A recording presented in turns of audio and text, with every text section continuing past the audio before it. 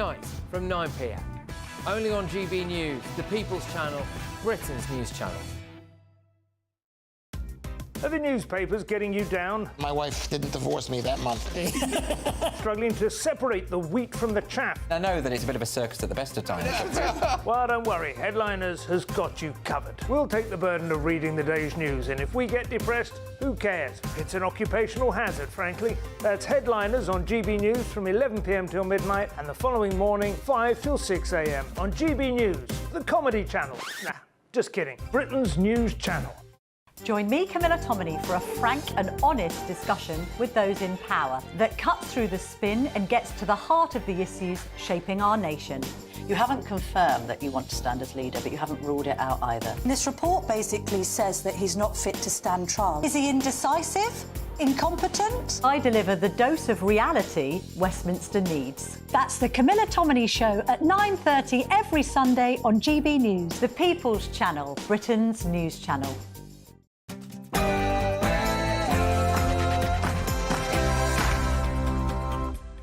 From the world headquarters of GB News, this is Friday Night Live with Mark Dolan. The weekend starts here, so bring your own drinks.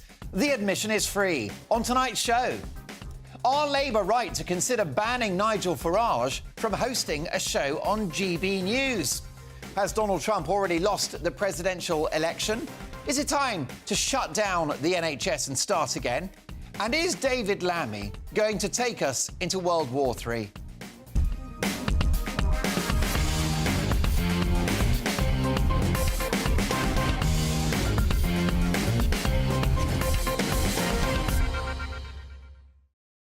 To fall out over those topics and many more tonight, my Friday A-team. We have broadcaster Chloe Dobbs, political commentator Andy Williams, and radio and Fleet Street legend Mike Porky Parry. Coming up, are Labour the new nasty party? I'll be dealing with this historically unpopular government in no uncertain terms, straight after the news headlines, with the very popular and very electable Tatiana Sanchez.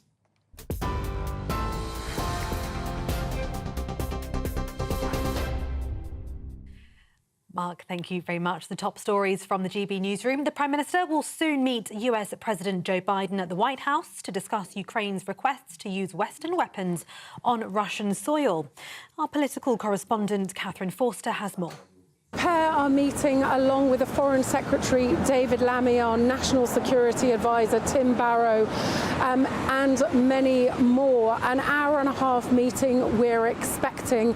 We'll then have some words from the Prime Minister following that. We're not told that there'll be any announcement, but clearly this thorny issue of the Storm Shadow missiles very much at the forefront now. Number 10 want to play that down, but Volodymyr Zelensky has made it very clear that Ukraine wants and says it desperately needs permission to send these long-range cruise missiles into Russian territory, something that the Russian President Vladimir Putin has said if the West does, if the US gives permission, Britain already has done, it would mean that NATO countries are at war with Russia.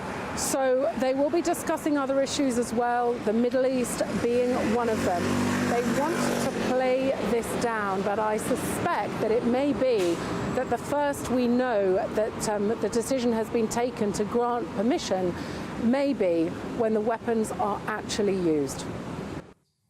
Former US President Donald Trump has repeated claims that Kamala Harris is part of a group of radical left lunatics who are desperate to bring the country towards communism. And Trump made those comments as he made an appearance in Kamala Harris's home state of California for a private fundraiser and news conference, where he'd earlier said he's done debating and won't participate in another head-to-head before the November election, despite polls showing Ms. Harris won their first face-off overnight. Several top Republicans said Harris came out on top, with one poll showing 53% of voters agree. In other news, 7 men who committed a string of child sex abuse offences against 2 teenage girls in Rotherham have been jailed for a total of 106 years. The men were all convicted after a 9-week trial, which was the result of an investigation by the National Crime Agency called Operation Stovewood. The victims, aged between 11 and 16 at the time of the offences and were both in care, were groomed and often plied with alcohol or cannabis before being raped or assaulted. What would have been the UK's first coal mine in 30 years is now in legal limbo, as planning permissions being quashed by the High Court. Climate campaigners argue the decision to grant planning permission for the Whitehaven coal mine in Cumbria contradicted the UK's climate commitments. The government had withdrawn its defence, but developer West Cumbria Mining still contested the claim. However, in today's ruling, the judge said giving the go-ahead for the development was legally flawed. And the prison population in England and Wales has dropped by over 2,000 in just 1 week following the start of the government's early release scheme. Today's figures are the first to be published since Labour's plan took effect, reducing the number of prisoners to just over 86,000. That's down from a record 88,500. Well, under the scheme implemented this week, about 1,700 inmates were freed who'd served 40% of their sentences. And those are the latest GB News headlines for now. I'm Tatiana Sanchez. Now it's over to Mark Dolan. For the very latest GB News direct to your smartphone, sign up to News Alerts by scanning the QR code or go to gbnews.com/alerts.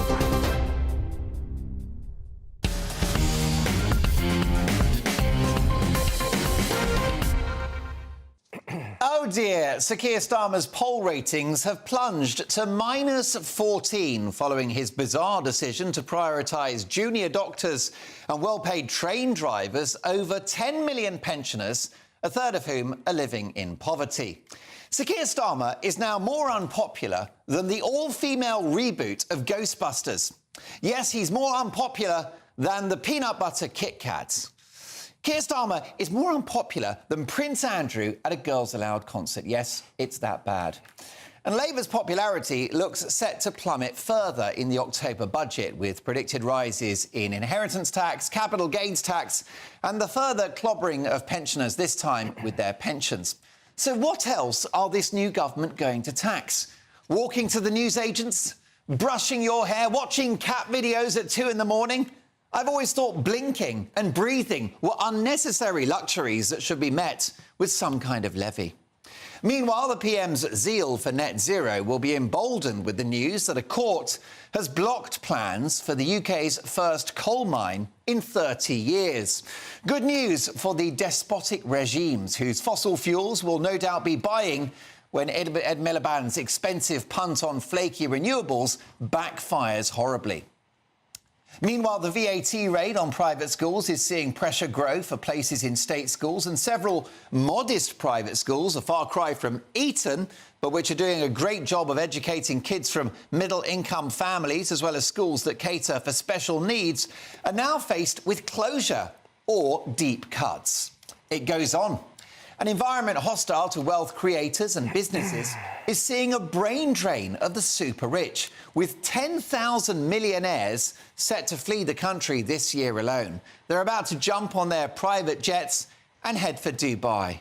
And who could blame them? The weather in Dubai is better, there's no crime, and human rights are a bit overrated anyway, aren't they? Of course they are.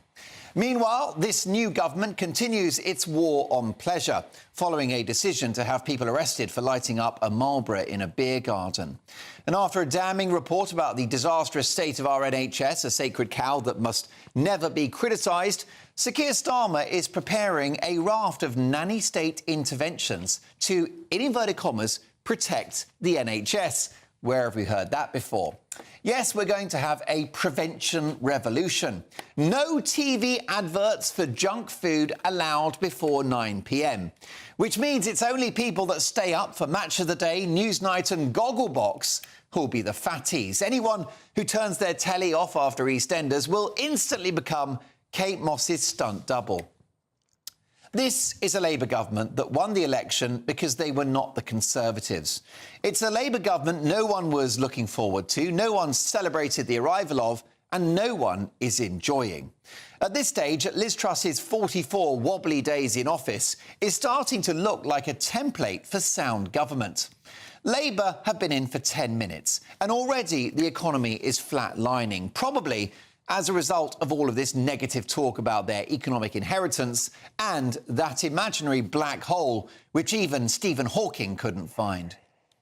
Rishi Sunak left office with the UK enjoying the highest growth in the G7, which Reeves and Starmer look to have squandered.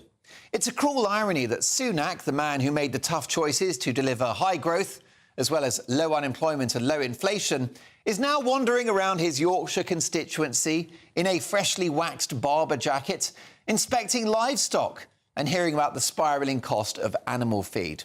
We've ditched a Prime Minister who turned the economy around and replaced him with someone who's already embarked on policies that will sink it. The Tories were a disastrously tainted brand, and deservedly so. But their punishment beating has come at a high price for the country. We ditched Sunak and replaced him with a human rights lawyer turned politician who doesn't want you to keep your money, heat your home, eat burgers, or be unkind on Facebook. Bring back Sunak, all is forgiven. In fact, at this rate, I'd roll out the red carpet for Liz Truss. Welcome to my brilliant panel tonight. My Friday friends, we have Chloe Dobbs, Mike Parry and Andy Williams. Mike Parry, if there was an election tomorrow, Labour wouldn't win, would they? Probably not. I think is it 8 weeks now that they've been in power, we've all started waking up and thinking, what have we done? You know what I mean? Because all this nonsensical talk about growing the economy can't possibly happen with the raft of policies they're bringing in, which completely crash the economy. Yeah. And we haven't had Angela Rayner yet get up and introduce her new work in the workplace laws, OK? Yeah. More red tape, more rights for workers, shorter hours, less productivity. How can that possibly go towards growth of the economy? And I've always found that socialist politicians are economically illiterate. They have no idea where money comes from. So when they keep giving more and more to the public sector, more and more to the unions, more and more to people who are on their side, where do they think it comes from?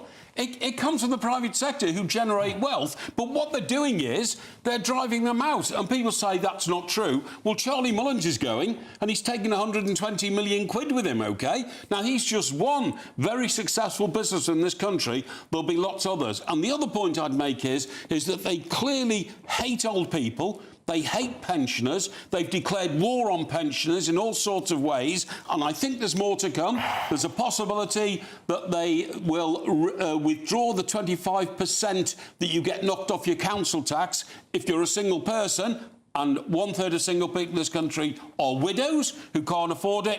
And there's also another fear, they'll take away the free travel which old people depend on. It's pernicious, it's nasty, and it's really, really focused on those who are most vulnerable in our society. Andy Williams, it was probably time for a change. It's been good for our democracy, perhaps, to get the Tories out, but you must be disappointed by Labour's start. No, overall, I'm not at all, actually. I think they've made a reasonably good start. In fact, I think mostly they've made a very good start. I completely disagree with Mike about the winter fuel allowance, for example. I think that was a policy that, and we do need to protect those people who are struggling at the bottom. But actually, even Age UK admit that of the 10 million people who get winter fuel allowance, 8 million don't need it. No, so I agree with that. Even Age UK, who are campaigning against the changes to the winter fuel allowance, they say that 2 million people will be adversely affected. So 8 million people don't need it. 2 million's a lot. 2 million is a lot. 2 million is a lot. Affected are living in poverty, so that's the problem for the new government. So the Civil Services Impact Assessment says that exactly the same proportion of people, 12.7%, will be in fuel poverty after this winter. Now, that's too many people, obviously. That is too many people. But the point is that this is going to be means tested. We're not taking it away from the people who need it. And actually, pensioners, the state pension's going up by £460 in April, which is more than... Well, it's to keep pace with inflation. It's going up by double the rate of inflation, because inflation is at 2.2%. It's going up by 4.6%. Because that's the triple lock rule. Well, I don't agree with the triple lock either. Labour don't care about pensioners because pensioners don't vote Labour. No, I don't agree with that at all. I think if you look at the last 14 years, actually every single demographic in society, apart from pensioners, has been asked to step up and dip into their pockets and suffer cutbacks whether it's students, young people, working people, actually, pensioners have been people who work consistently people who work hard. People who work very hard. People who work Dobbs, the Tories are starting to look like the good old days.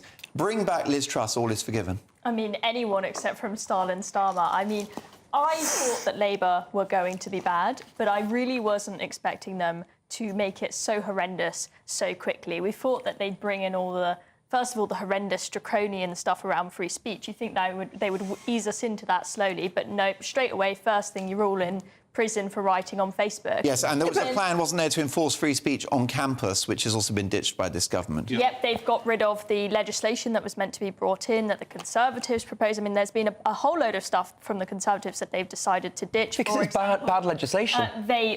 But it wasn't in their manifesto. None of it was in their manifesto. They hid it all, didn't they? Plans by the Tories to stop Yep. terrorists being given social housing, to stop migrants being prioritised for social housing. I mean, they've ditched all the good stuff that the Tories actually had planned. And well, there wasn't much of that. I mean, they massively overpromised and underdelivered. They lied to us at the election. They just made it out as if they were going to solve all the country's problems. No, they didn't. We're going to throw money at everything. We're going to fix everything. The Tories have ruined everything. We're going to make it all perfect. Yeah, I mean, they've waited to give us the bad news for getting into power. They said we had no money. They said throughout the election that it was going to be very, very difficult, that there wasn't much money, that the inheritance... They said before the election, our inheritance will be worse than any government since World War II. They said that beforehand. Now, where I have a problem is that Labour has not been completely truthful about the size of this black hole. There is a black hole. It's half the size of the number they give. They will not give us the details on the black hole. Well, they've been asked for, and about how it was calculated. And the government have refused to give specific details of us for. And Andy, just getting back to your 80% of pensioners can afford it, right? That's what AGK say. OK, well, whatever you say, a pensioner gets a maximum of £12,500 a year.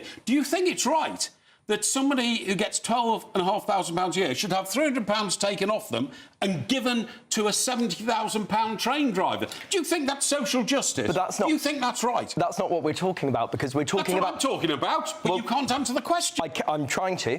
We're talking about means testing, right? So the people at the bottom... bureaucratic and slow and expensive. The people who... But it's right. It's the right thing to do. And actually, people who need that money will still get it. We're talking about... And I'm not saying that all... I'm not saying... But they've now made it so complicated that there are pensioners, you know, a lot of old people, they don't even have internet, right? 243 questions. Yeah, it was either 243 or 273, something like that. An insane number that is going to be incomprehensible for them. You've got pensioners who there's money that they are eligible for, but they don't even realise it. They don't know how to navigate these really complicated questions. Exactly, and that's why a lot of pensioners are going to be in poverty and going to be struggling. And that's why there's a drive underway to make sure that more people sign up to pension credit, and the number of people who've signed up has doubled in the last couple of weeks because the government has acted and more people are signing up. So I think what we're going to... We've also got, but haven't we? We've also got, Andy, the tax rate on private schools, which is going down very badly. Then we've got, the promise of, business-unfriendly legislation to come from Angela Rayner. We're going to have a tax-raising budget, even though taxes are currently at the highest level since the Second World War. Exactly. Well, whose fault was that? It's all doom and gloom, isn't it? Now, I'll agree that the Tories made a Horlicks of the economy in relation to the debt. There's no wiggle room. We're running a deficit. But it's going to get worse under Labour, isn't it? Well, they didn't just make a Horlicks of the economy in relation to debt. They made a Horlicks of the economy in relation to people's personal finances. As you've said, the tax burden is highest since the Second World War. Real terms incomes have gone down. On every single measure, over 14 years, like it or not, they made it worse. Well, the Tories... And I'm afraid, actually, if you look at a lot of the changes Labour are proposing, it's not going to happen overnight, but it's going to pay off. It would be nice to have Rishi Sunak back in charge, because at least we'd have a growing economy, wouldn't we?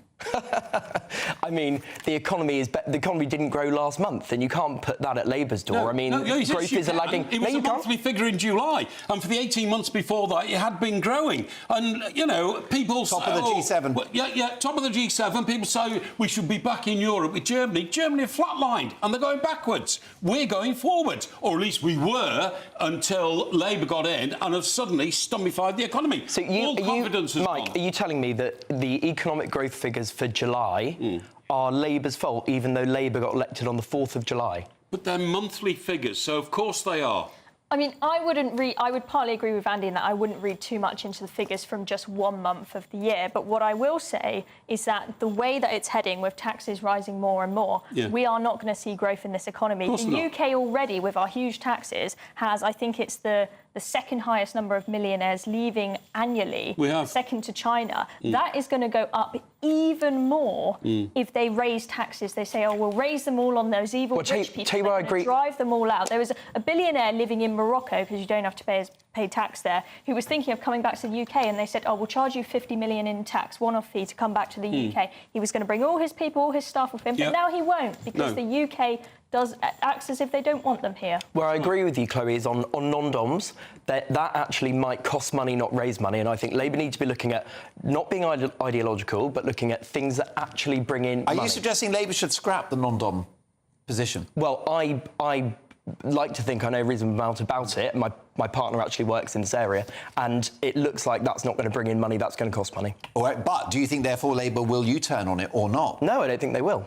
OK, so that's naked politics, and that's irresponsible. I think that's politics, but I think the vast majority of the things that Labour are proposing to do are in the right place, and I do think it's going to work. There you go. Well, listen, that is private schools won't raise any money. Well, it will. Of course it will.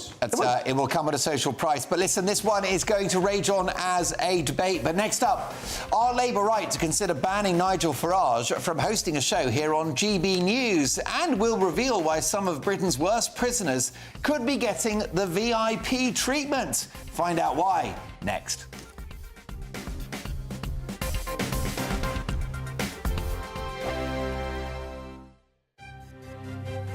GB News Breakfast. Every day from 6 a.m. Good morning, everybody. I honestly don't think Gen Z are as lazy as we've been made out. I was on GB News a couple of months ago talking about a report which suggested that they were very lazy, very work shy, and I honestly don't think that's the case. I respect my elders, so I'm certainly not going to sit here and blame them for the slow return to many offices across the country. But I am actually 20. I've run businesses since I was 15 and 16, since I dropped out of school, and I have always been pro-office, right? So I fit right into that Generation Z category, and I think the office environment is fantastic, not just professionally but socially for young people, especially kind of after COVID, and it halted a lot of their social plans or people going to university, etc. I think getting people into the office, being surrounded by the more senior people, the people with more experience, which is what we're talking about, older people, is actually incredibly positive. But I think Generation Z get a lot of stick in the media, and I'm often sat here debating this about them being called lazy. I guess I think probably what's different is technology is advanced, so people's jobs are a lot quicker,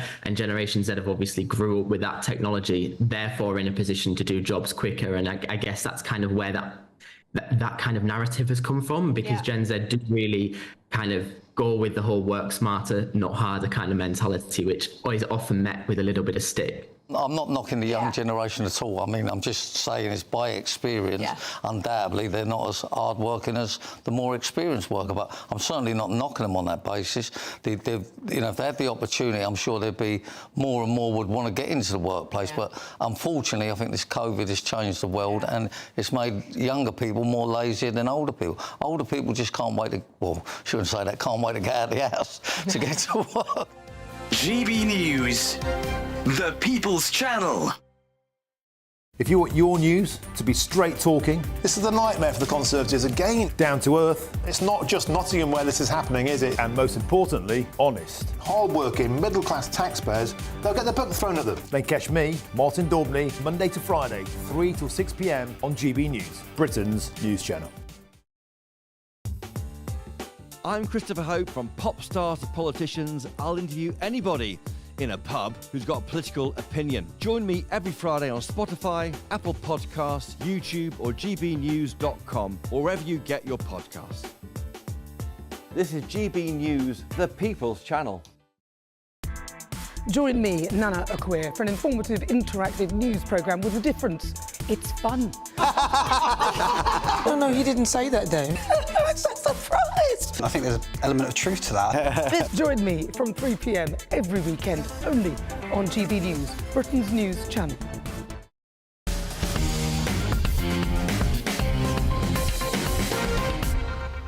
proceeding to. Are Labour right to consider rule changes for MPs, which could mean Nigel Farage no longer hosting a show on GB News? Chloe Dobbs. I think this is an absolutely bonkers proposal. Now, I completely understand if an MP is spending all day, every day, doing GB News shows and neglecting their job as an MP, then fine. Yeah. But he's reduced it back to 3 nights a week. I'm sure his team prep as much as they can for him so he can focus on his job. And they're making it out as if this is a conflict of interest and that this is a bad thing for MPs to do. It's bad for politics. But I think this is a good thing for politics, for MPs to be able to have a show, to be able to be more connected with the people that they represent. I mean, we've had a huge issue for many years with people feeling like they're completely disconnected from the parliamentarians that represent them, especially around Brexit, where we had 3/4 of Parliament being pro-Remain and people feeling like they're pitted against them. I think this is a great way to restore trust and for people to feel like they're having proper conversations with MPs, because when it's just, you know, a journalist going up to an MP with a microphone and they give this sort of typical politician's answer, you don't really learn anything from it. You don't really understand their proper thinking. Well, I agree. I mean, here's the thing, Andy. If we prevent MPs from having second jobs, we're not going to attract the same level of talent into Parliament, are we? No, we're not, and I think MPs are underpaid. Personally, I'd pay them a lot more. I actually don't have a problem with MPs having second jobs and earning a lot of money, as long as they're doing their main job, which is being an MP and representing their constituents, as long as they're doing that properly. The problem I have with Nigel Farage as an MP is not that he's doing shows on GB News, it's that he's flying back and forth from the UK to the United States to go and do stuff that has nothing to do nurturing with his special relationship. Absolutely. Do you know what he's doing? He's defending a friend, I think he said. He's single-handedly saving the special relationship, especially if Trump wins in November. Well, he's not at all. In fact, David Lammy, as Foreign Secretary, has built really strong links with JD Vance to make sure Well, he has. Well, that's after pouring the bucket of brown stuff over Donald Trump a couple of years ago. Well, I mean, I agree with every single word he said about Donald Trump. He was completely right, wasn't he? Well, I'm glad you're not Foreign Secretary, because Donald Trump might be our next president. Well, I wouldn't be a very good Foreign Secretary, but David Lammy's doing a fine job. Well, I don't think he's doing a fine job. I've always thought these days that MPs don't have enough to do,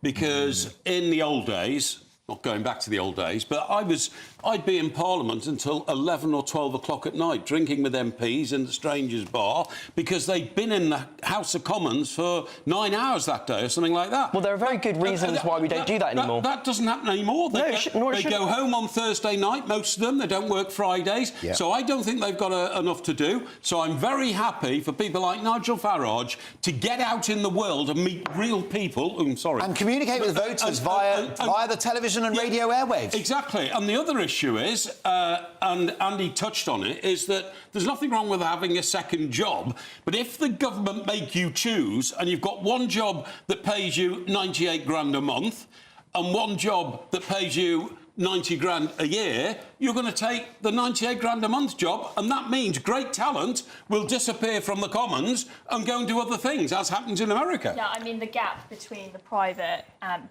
public sector in pay has just, I mean, it's grown so much that there's no way that the real talented people would become MPs if we stop them having... What we risk, Andy, is a generation of career politicians, and that's not going to be good for our democracy, is it? Well, I think what we risk is that, or having people at the other end of their career who are so wealthy that they don't need to work, and that's not necessarily a bad thing, but we don't want a parliament full of rich people and full of kids who are career politicians. Why can't Nigel Farage go to America and wave the flag for the United Kingdom and talk up this country? Well, firstly, he's a very divisive figure, so he's not necessarily going... He represents one point of view. That's not divisive. Well, he represents, as you know, one side of a very divisive debate. So he also represents you can't claim 4.1 million votes in this country at the last election. Yeah, which means he doesn't represent another how many million? 20, 30, 40? But he doesn't have a voice, he doesn't have a platform, even though his party is now bigger than the Liberal Democrats. He's a member, 33%. He's a member of Parliament. He is the leader of that party in Parliament. He's also one of the most famous people in Britain. not just politicians, but people. So don't tell me that Nigel Farage doesn't have a platform or a voice. I mean, he literally has, as we're discussing, his own show on this with channel. the idea of Nigel Farage being axed because of this proposed Labour policy? No, I don't think that's a good idea. I think MPs should be allowed to have second jobs as long as they're doing their job properly. I think the as long as they're doing their job properly. would do something if they felt that Nigel Farage was not representing them properly, because there are means within our electoral system to do that. You recall politician. But I mean, the fact is that, you know, as you say, people in Clacton will vote with their feet, but I'm not seeing much evidence of him spending loads and loads of time there. He seems to be doing lots of other things, being in America. Which MPs do? Well, MPs who represent northern constituencies spend hardly any time in their constituency. Well, you're saying that... And all their time in the Westminster bubble. Nigel gets out and about with the people. And he's in Clacton every week. If he's not abroad, he's in Clacton every week. I mean, I remember someone attacked Lee Anderson on Twitter saying, you know, how dare you spend this time doing GB News shows? And he responded saying, I put in 80 hours a week as an MP. Is that enough for you? There you go. So these people work incredibly But Mike says they don't work hard enough. There you go. Well, listen, let's crack on. Should people released from prison jump the queue for housing? That's the view of one of Labour's most senior politicians, the Mayor of London, Sadiq Khan. Is this some kind of joke? Is this new government actually trolling its own voters? The message is clear. The next time that you're in the queue for housing, go and rob a granny, and a well-appointed duplex apartment with a sunny aspect and ample parking will be yours. The lack of housing supply is one of the greatest crises facing this country, and it's the fault of multiple governments of all colours over decades. This lack of housing gives young people no hope for the future, and far too many people are paying over half of their take-home pay just to put a roof over their heads. But if Mayor Khan had his way, the luxury of shelter would be bestowed on drug dealers, burglars and shoplifters instead. Now, politicians have truly lost the plot. Labour have released almost 2,000 prisoners early, to be fair, as a result of Tory failure. But today's press report that scores of them are already back inside. It's almost like they're bad people that should be in prison. Funny that. But it's not only Labour who are love-bombing criminals. The Liberal Democrats have tabled a motion at their party conference that would see thousands of shoplifters and burglars spared jail altogether. Meanwhile, the new Justice Secretary, Shabana Mahmood, is considering housing some of the thousands of criminals released early in hotels, no less.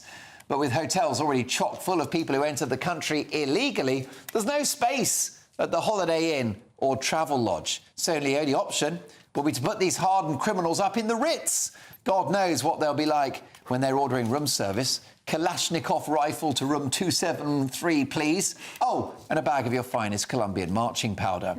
If these thugs are put up in a hotel, it might be worth counting the knives and forks and pillowcases when they eventually vacate their room. If you ask me, all of this is criminal. Well, let's get the views of my top pundits. What do you make of this one, Andy?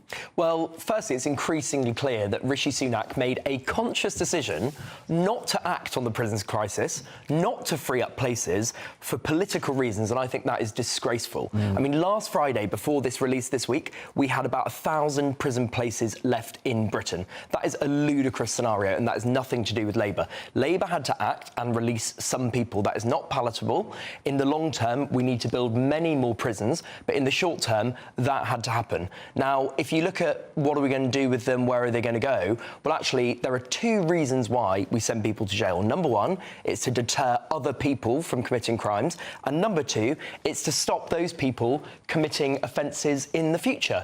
And if housing a small number of those people, because we're not talking about releasing every single prisoner and immediately giving them a house or a flat. What we're saying is that for a handful of them, maybe the best way to stop them reoffending is to put a roof over their head. And actually, being smart and pragmatic about it, you know, that might not be a bad thing. The messaging of this is disastrous, Chloe, though. Hard-working Brits who obey the law can't get on the housing ladder. Meanwhile, ex-cons straight into a nice flat.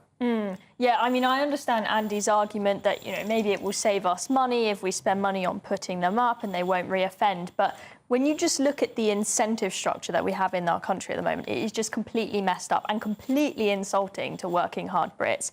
If you're someone who breaks the law by either coming into the country illegally or being a prisoner who's committed crimes and is then let out early, you're then prioritised above working hard Brits. So we've got veterans sleeping on the street who don't have a roof over their heads. We've got homelessness at an all-time high in London, and then we've got Sadiq Khan saying, oh, let's prioritise the ex-prisoners for housing. And that is just really insulting to Brits. Michael, crime pays.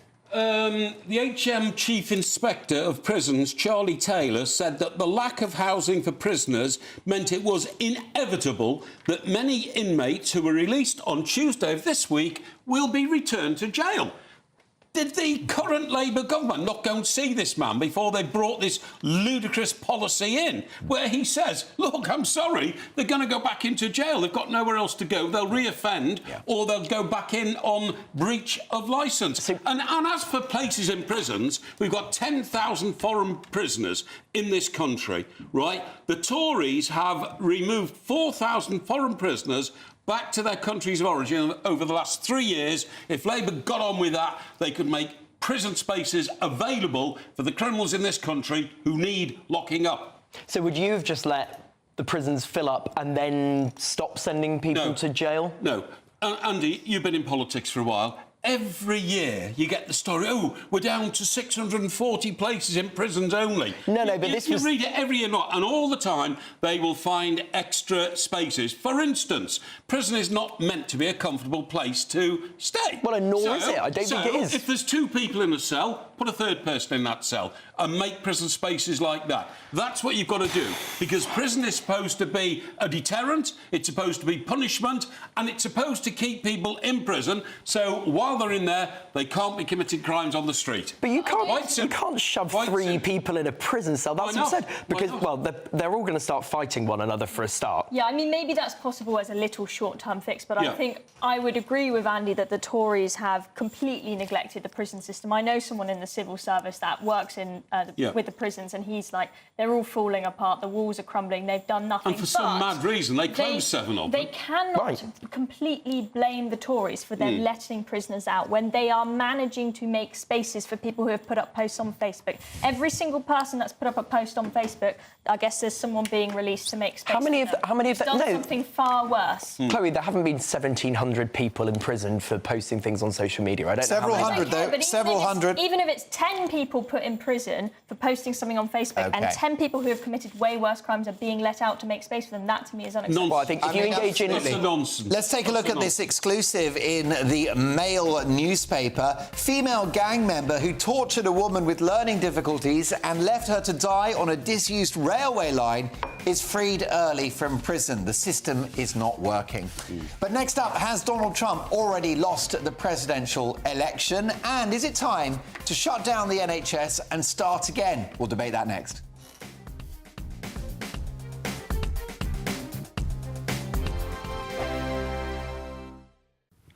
Hi there and welcome to the latest forecast from the Met Office for GB News. Following a topsy-turvy week of weather, it's been a reasonable end to the working week for many of us, and it stays clear over the next 24 hours in the south. A chilly start to the weekend there, but further north there will be an increase in the cloud overnight as this weather system moves in. That's going to bring the thickest cloud and the more persistent and at times heavy outbreaks of rain to western Scotland through the evening and Northern Ireland. However, the rain does turn lighter and more patchy through the night, and by the end of the night, even in the north, it will be mostly dry, albeit cloudier and milder compared with how we started things on Friday. The clearest skies will be further south, and again, temperatures approaching 0, so a bit of a chill in the air for southern counties of England, parts of South Wales, into the Midlands and East Anglia. I think in main towns and cities, temperatures at 8 or 9 Celsius. In sheltered rural spots, more like the low single figures. However, for Northern Ireland, Northern England, parts of Scotland, a very different story first thing Saturday, 10 to 13 Celsius, with an awful lot of cloud out there and some outbreaks of persistent rain and drizzle over the hills of western Scotland. Otherwise, actually eastern Scotland seeing good shelter from that and some brightness coming through, and it's going to feel milder with the winds picking up from the southwest. Meanwhile, for much of England and Wales, a bright, albeit relatively cloudy afternoon to come. The best of the sunshine will be in the south, and with lighter winds, 18 or 19 Celsius, feeling perfectly pleasant. Now, the rain that will increasingly arrive in the northwest on Saturday night will spread south by Sunday so that it's across Cumbria, North and West Wales during the day. Still some sunshine to be had in the south and southeast and some brighter skies for Scotland and Northern Ireland, albeit with a few blustery showers around. Monday starts off drier for many of us and then increasingly sunny and increasingly warm through next week. Welcome to State of the Nation, daily plunge into the stories shaping our country. I'm Jacob Rees-Mogg, and Monday to Thursday we bring you the insights, the facts, the truth about how our country is being governed. Because what happens in Downing Street matters down your street. Tune in to State of the Nation every Monday to Thursday, 8 to 9 o'clock. Only on GB News, the People's Channel, Britain's news channel. Good afternoon, Britain. Your lunchtime update on the stories that matter across the UK. From breaking news and insightful analysis, inspiring stories and lively debates. You're comparing yourself to a former Prime Minister. Which is it? Stay informed, stay updated, stay entertained. I just don't know how anyone would not want to be there. Every weekday from midday. We are Good Afternoon Britain, only on GB News. Britain's news channel.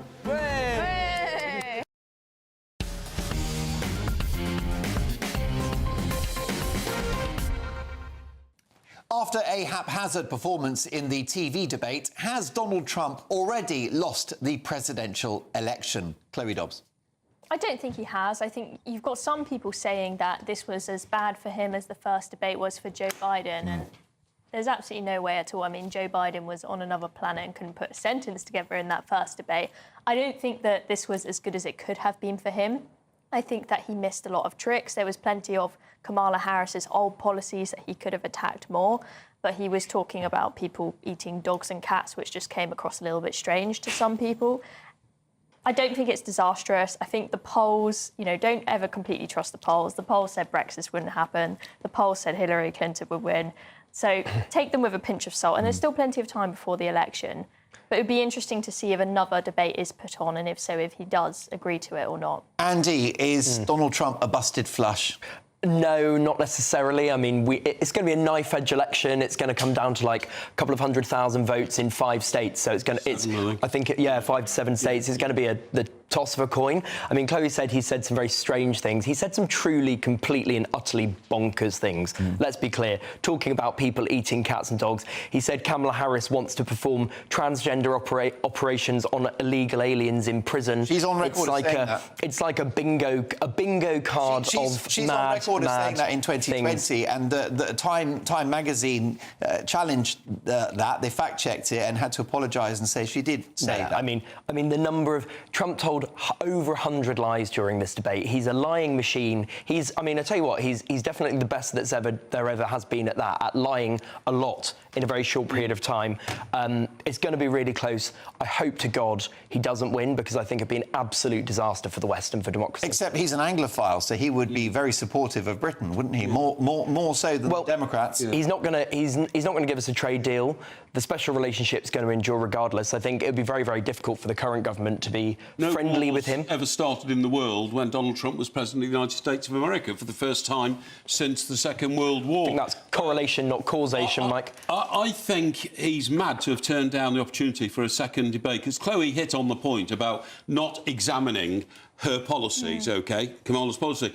I mean, for instance, talking about one dog being eaten, if it ever happened, on some weird video, when he could have actually attacked the whole immigration process, which she was supposed to be in charge of, and she's touched on other mad left-wing policies like defunding the police. Why didn't he say... Banning fracking? Well, yeah. Ms Harris, Kamala, what are your views on defunding the police? Do you believe in that? She doesn't. He could ask her. He should have asked her and raised the issue. Do you understand what I'm saying? Yeah, and she would have said no. If he got a second debate, he could... And let me directly quote you Time magazine. As a presidential candidate in 2019, Harris filled out a questionnaire saying she supported taxpayer-funded gender transition treatment for detained immigrants. Do we want 4 years of that? Well, I don't think this is not a serious thing in the same way as it's not true that she's going to defund the police. I didn't say that. I said he should ask her because she's talked about it before. And she would say no, and on fracking she has changed her position on that. There we are. Well, listen, that one's obviously going to be one to watch, but moving on. This will put your blood pressure up. A damning report by peer and NHS surgeon Lord Darcy has found that our NHS is now in a critical condition, with declining productivity, ballooning wait times and awful emergency services that put patients' lives at risk. In other news, the Pope has Catholic leanings and bears do toilet in the woods. We didn't really need a detailed report, which took 9 weeks, to tell us that the NHS is broken, did we? Just ask one of the 8 million people on a waiting list, anyone that's sat in A&E for 8 hours, or anyone that's given up hope of seeing their GP this side of Christmas. We borrowed £500 billion to do lockdowns in order to save the NHS during COVID. Well, now we've got to save it all over again by paying ever more taxes to top up the wages of junior doctors and to pour more cash into a money pit that was once the envy of the world and is now a national embarrassment. Don't get me wrong, we love the nurses and the doctors, but not the diversity officers, the pen-pushing middle management on six-figure salaries, and the consultants that don't work weekends, because, of course, nobody ever gets ill at the weekends, do they? Perhaps it's time to close the NHS down and start all over again. More money is going in for a service which is getting worse. It's enough to make you sick. Andy, how do we fix it? Well, the NHS had a full health checkup, and it's a very, very sick organisation. The way we do not fix it is just by ploughing more and more and more money in, because it's the investment in the NHS is enormous. £178 billion a year we're spending. It's about doing things smarter, and that's what the Labour government is saying. No more money without proper reform. Now, I'm going to say something unpopular here. There's a man who I think has a series of very good answers to solving the crisis with the NHS, and his name is Tony Blair. Tony Blair is talking about the power of technology, harnessing technology and AI to completely transform the way we do things in the NHS. And I think that's the right thing. We need to invest not in more people and in more middle managers, but in more technology. And that is the gateway to solving the problem we have. Michael? Well, it's such a hopeless mess. I didn't need this report to remind me of how inefficient it is. It's the 5th biggest employer in the world, right? The budget that you were talking about has gone up 50% since 2010. So that's both agreeing and pointing out your figures, i.e. those who say, oh, the Tories starved the NHS of money. No, it went up from 120 to 190 in the Tory years, OK, but it's even more inefficient now than it was then. Putting money into it is no good. You've just got to pull it down, rebuild it and start again. Well, Clovey, would you axe the NHS and start again? We all want free healthcare at the point of need, don't we? But would you axe this system and start again? I mean, I'd love to axe it and start again and use a social health insurance model like they have in many, many countries that works well. Germany. There are lots of different models. I'd love to see perhaps us at least starting with what the Australians have, where you get a tax rebate if you take out private insurance. Yes, I think that's a good incentive system to have. But we know that touching the NHS is a very difficult thing to do, because it's sort of, at least during COVID times, it became like a sort of religion. But I really do hope that Labour will follow through on this and they will start reforming it, because the reality is they're the only party that has the ability to do so, because it was so difficult for the Tories to ever touch the NHS, because people made the narrative, those evil Tories... Well, listen, moving on, after he upsets Moscow, is David Lammy going to take us into World War III? And with the release this weekend of the last ever Grand Tour, is Jeremy Clarkson our greatest Briton? We'll debate that next. This is GB News, Britain's news channel. 70% of population will make a judgment on someone just by looking at them. And within 2-3 seconds, we make a decision if we like someone or not.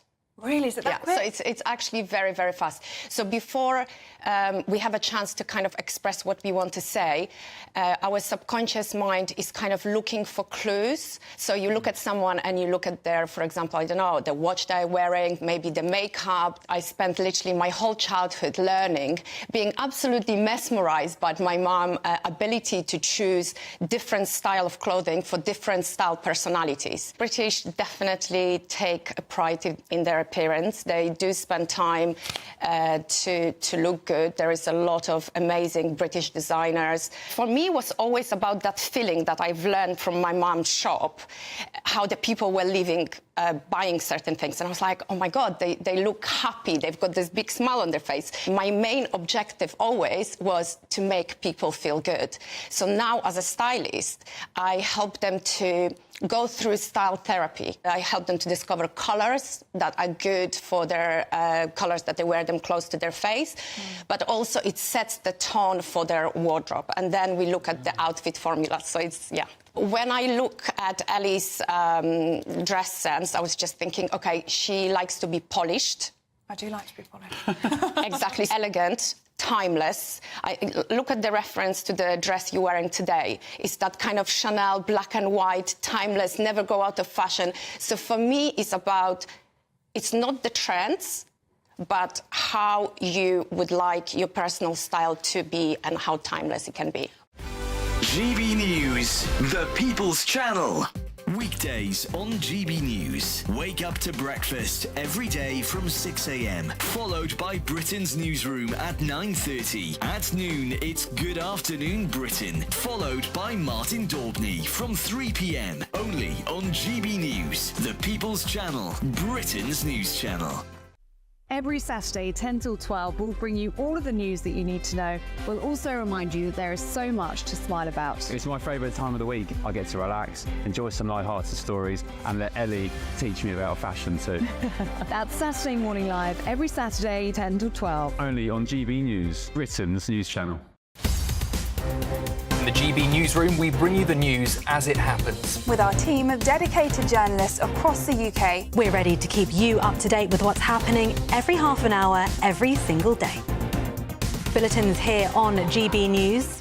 The People's Channel. Britain's news channel.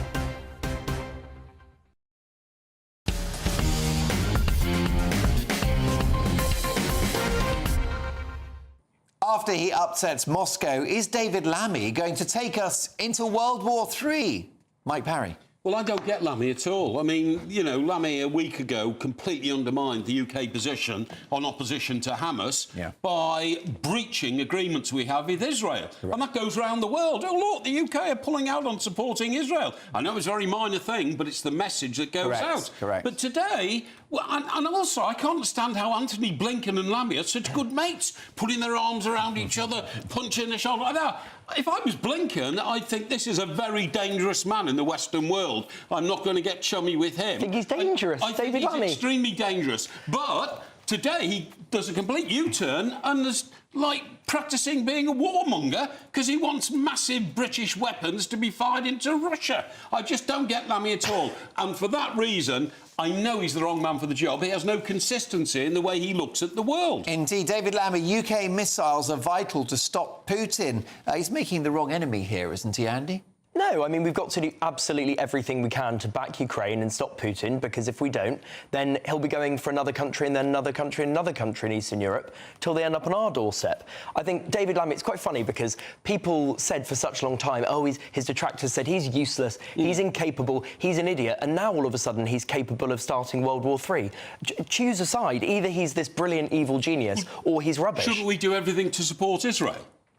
Well, I do think out on doing everything to support Israel. Well, there was a legal duty on that front. That's what's trendy. If you actually look at the stats, there was actually a very good article written by an ex-NATO commander saying, fought in Iraq, and I know that Israel are doing everything to stop civilian casualties. You look at the numbers compared to other wars. It's exactly. But it's trendy to say they're committing genocide, they're evil, they're horrible. So It's he's rubbish. just jumped on that bandwagon. Yeah. That's not the man that you want as foreign secretary. No, of course it's not. You're absolutely right. Just paying attention to the Popular Front. You look at me. I'm a nice guy. Look at me. I'm trying to help all the people in Gaza. Mike, the problem is the people in Gaza, a very big percentage of them, the important are Hamas thing people. is Hamas that supporters. Yeah. The important thing is that David Lammy is doing a very good job of building strong bilateral relationships with our allies, and we need to do more of it. OK, listen, folks, final story. As the last ever Grand Tour is released this weekend on Amazon Prime, is Jeremy Clarkson our greatest Briton? Andy?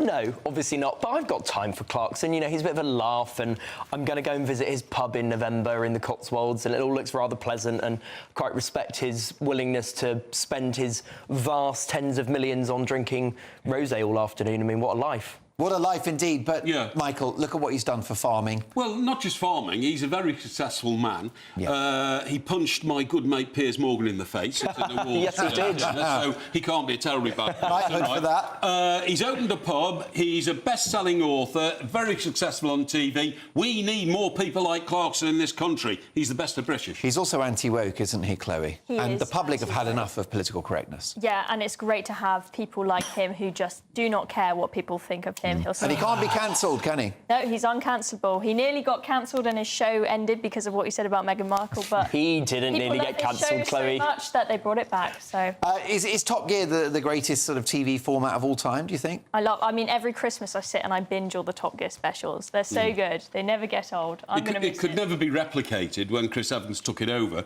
because it was the personality of the three men involved and the interaction between the three of them which made it. It could have been. I don't care about cars at all. I was about to say. I'm a typical woman. I do not give a toss about cars. I know nothing about them. I was about to say it could have been about coconut but it's trees. The people, yeah.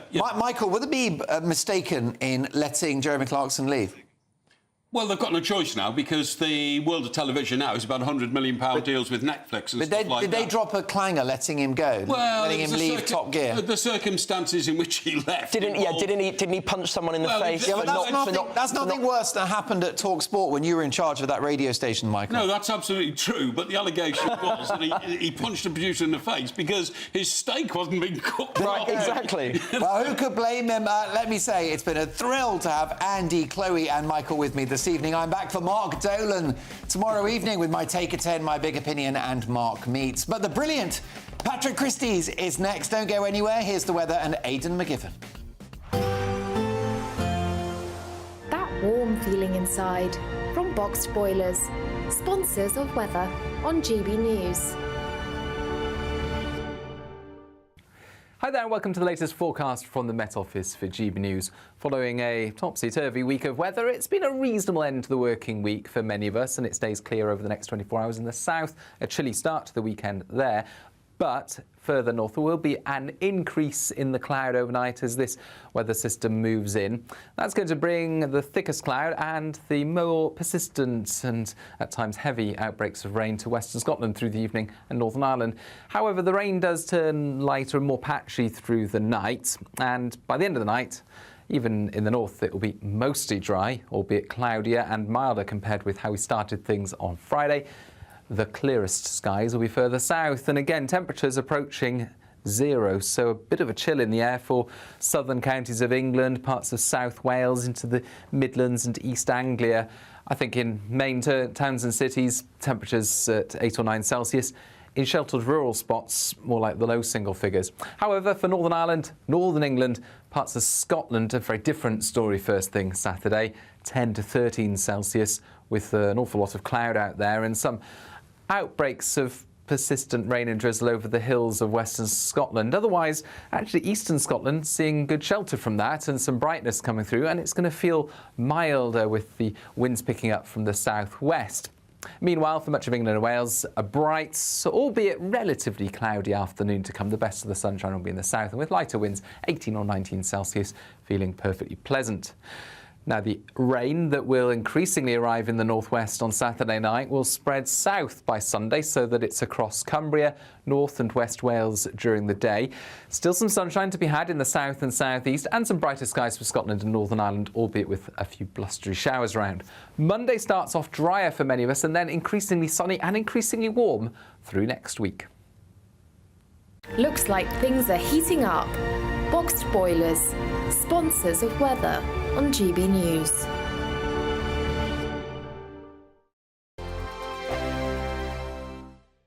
You could be the next Great British Giveaway winner with a whopping £36,000 in tax-free cash in your bank account. Imagine getting the winning phone call for that.